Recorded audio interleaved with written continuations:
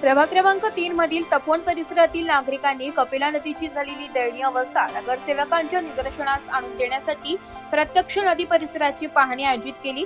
यावेळी नगरसेवक गौरव भानुदास गोवर्धने, नगरसेविका प्रियंकाताई धनंजय माने आणि जुईताई प्रणव शिंदे यांनी नागरिकांसमवेत नदी परिसरातील पाहणी करत परिस्थितीची माहिती घेतली आहे। कपिला नदी ही नाशिकच्या धार्मिक, सांस्कृतिक आणि ऐतिहासिक वारशाचा महत्त्वाचा भाग मानली जाते। पौराणिक मान्यतेनुसार प्रभू श्रीराम, माता सीता आणि लक्ष्मण यांनी वनवास काळात त्या परिसरात वास्तव्य केले होते। तसेच शूर्पणखेचे नाक कापल्याचा प्रसंग याच परिसरात घडल्याचे रामायणात वर्णन आढळते। महर्षी कपिल आणि महर्षी गौतम यांच्या तपश्चर्येमुळे या स्थानाला प्राचीन काळापासून कपिल संगम तीर्थ म्हणून ओळखले जाते।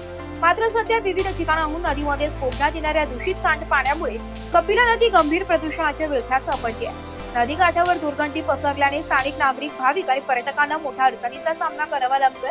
पवित्र तीर्थक्षेत्र म्हणून ओळख असलेल्या या परिसराची अवस्था पाहून नागरिकांनी तीव्र नाराजी व्यक्त केली आहे। येत्या कुंभमेळ्याच्या पार्श्वभूमीवर कपिला नदी परिसराला विशेष महत्त्व प्राप्त झालंय। देश विदेशातून लाखो भाविक नाशिकमध्ये दाखल होणार असल्याने नदीचे पुनरुज्जीवन, विस्तारीकरण, संवर्धन आणि सुशोभीकरण करण्याची मागणी नागरिकांनी केली।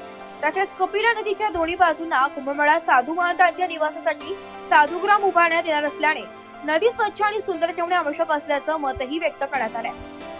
यावेळी उपस्थित नागरिकांनी प्रशासनाने तात्काळ उपाययोजना करून नदीतील प्रदूषण रोखावे, सांडपाणी नदीत जाणे बंद करावे आणि कपिला नदीचे पावित्र्य जपण्यासाठी ठोस पावले उचलावीत अशी मागणी केली। नगरसेवक गौरव गोवर्धने, प्रियंकाताई माने आणि जुईताई शिंदे यांनी प्रशासनाकडे सातत्याने पाठपुरावा करून कपिला नदीला तिचे हरवलेले वैभव, स्वच्छता आणि पावित्र्य पुनर्प्राप्त करून देण्यासाठी सर्वतोपरी प्रयत्न करण्यात येतील असे आश्वासन नागरिकांना दिले आहे। कपिला नदीचे संवर्धन हे केवळ प्रशासनाची नव्हे तर प्रत्येक नागरिकाची सामूहिक जबाबदारी आहे। नदी वाचली तर संस्कृती वाचेल आणि संस्कृती वाचली तर आपली ओळख कायम राहील असा संदेश यावेळी देण्यात आला। ब्युरो रिपोर्ट, नाशिक लोकशाही न्यूज।